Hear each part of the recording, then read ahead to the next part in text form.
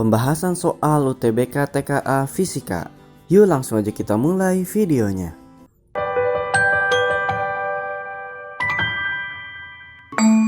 Next ke soal nomor 7. Suatu pipa U dengan luas penampang bagian kanan 4 kali luas penampang bagian kiri. Pipa U diisi dengan raksa yang memiliki densitas 13,6, ini gram nih soalnya. Gram per cm kubik.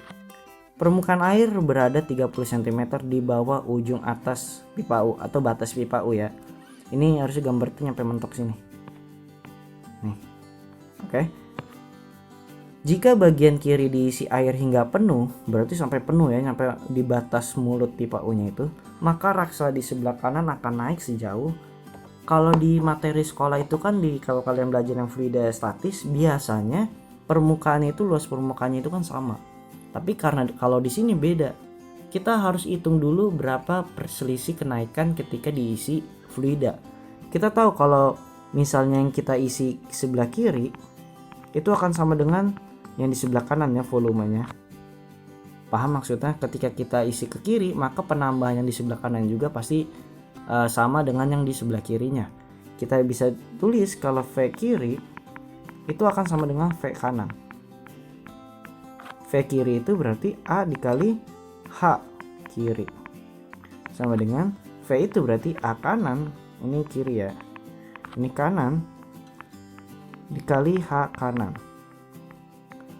Karena di sini kita dapatkan diketahui di soalnya itu adalah yang kanan itu 4 kali luas penampang di kiri. Oke, berarti kita bisa tuliskan sebelah kanannya berarti A kiri dikali H kiri sama dengan A kanan itu 4 kali A kiri dikali H kanan. Kirinya coret, berarti kita bisa tuliskan kalau H di kiri itu penambahannya itu adalah 4 kali dari H yang di kanan. Untuk memudahkan dalam mengerjakannya, kita anggap kita misalkan X-nya itu adalah H kanan. Kok kanan? Nah ini H kanan. Jadi bisa kita tuliskan H kiri itu sama dengan 4X. Oke. Nah, jadi di soalnya ini awalnya itu mula-mula raksanya itu standar nih segini. Oke. Tapi akibat diisi oleh air, otomatis yang di sebelah kiri ini akan berubah ya, misalkan segini. Oke. Sedangkan di raksanya itu otomatis dia akan mengalami kenaikan. Misalnya kenaikannya segini. Walaupun ini nggak bisa ya, nggak cocok ketinggiannya, tapi ini hanya ilustrasi aja. Sehingga dari persamaan awal ini, kedudukan awal kan di sini ya, kita anggap di sini kedudukan 1. Ketika diisi air, berarti kedudukan akhir itu menjadi di sini. Oke.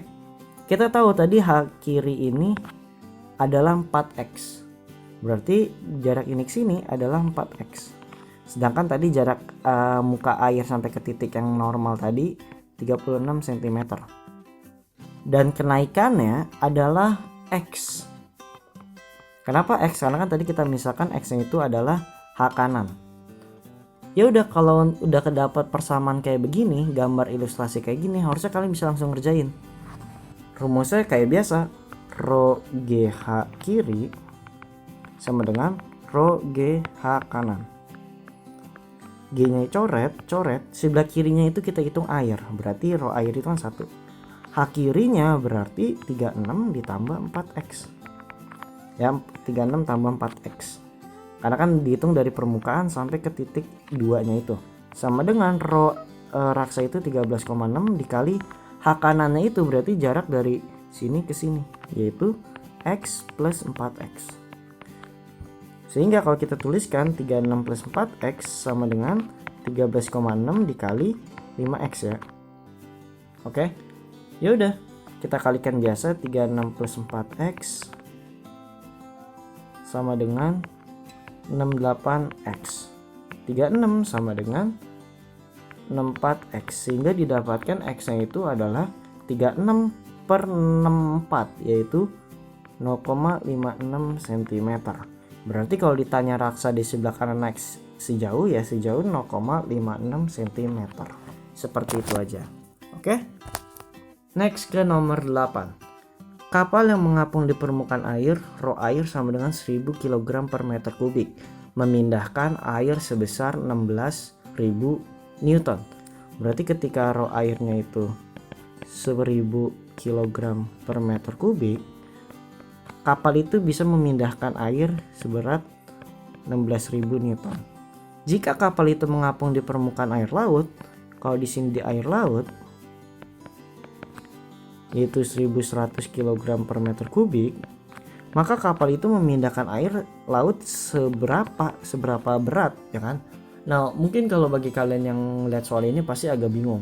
Padahal ini konsep itu hanya teori yang bisa dikerjakan dalam waktu 5 detik aja. Jadi di dalam prinsip Fluida itu mau dimanapun rho-nya, mau berapapun rho-nya, maka berat yang dipindahkan itu akan sama.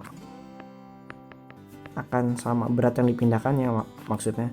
Jadi ketika di air itu 16.000 Newton, maka di air laut juga akan 16.000 Newton. Yang membedakan adalah volumenya. Jadi nanti volume yang di sini otomatis akan lebih banyak, sedangkan yang di sini lebih dikit. Paham ya maksudnya? Jadi yang memindahkan air beratnya berapa ya? Beratnya tetap 16.000 Newton. Seperti itu aja. Sekarang kita masuk ke soal nomor 9. Kotak bermasa 10 kg dengan bagian atas terbuka bergerak sepanjang bidang datar tanpa gesekan dengan kecepatan 10 meter per second ke kanan. Berarti ada sebuah kotak, anggap aja kecepatannya itu adalah 10 meter per second ya. Benda bermasa, ini 10 kg. Kemudian benda bermasa 2,5 kg dijatuhkan dari atas dan masuk ke dalam kotak. Kemudian nanti kotak gedenya itu dimasukin nih, ada oleh kotak kecil bermasa 2,5 kg. Sementara kotak tetap bergerak dengan laju V2. Otomatis setelah bendanya itu dimasukkan akan ada V2. Beberapa saat kemudian benda dengan massa 7,5 kg dijatuhkan dari atas dan masuk ke dalam kotak, dan kotak terus melaju dengan kecepatan V3. Nah, di kasus keduanya kecepatannya itu kan awalnya V2 ya. Dimasukin lagi ternyata dengan kotak bermasa 7,5 kg. Oke. Otomatis kan di kotaknya ini masanya jadi 12,5 kg ya, karena kan gabungan dari yang sebelumnya ini. Oke. Berarti yang ditanya itu adalah V3-nya. Untuk mengerjakan soal ini sebenarnya ada trik cepatnya. Kalian tinggal baca opsi jawabannya aja. Kalau di kotak di kasus ini itu kan tidak ada gaya gesek dan gaya-gaya yang mengurangi energi ya. Otomatis momentum itu akan berlaku untuk di kasus soal ini ya. Sehingga pernyataan A itu salah, pernyataan B otomatis salah. Oke. Pernyataan yang E itu nggak mungkin terjadi karena kan masanya ditambahkan, otomatis akan semakin kecil. Kalian lihat deh di yang persamaan satu sama yang kedua, ilustrasi satu sama ilustrasi kedua. Kalau lihat dari sini, massa yang besar itu adalah yang di kasus kedua.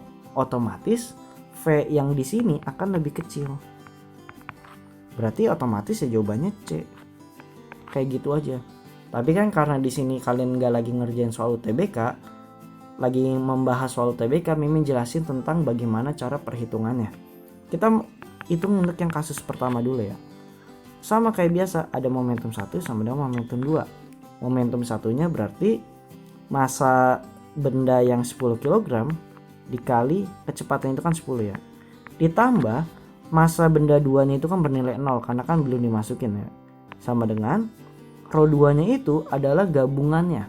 Berarti massanya itu kan menjadi 10 ditambah 2,5 berarti 12,5 dikali V-nya itu adalah V2, yaitu V ketika benda kecil itu dimasukin ke yang 10 kg.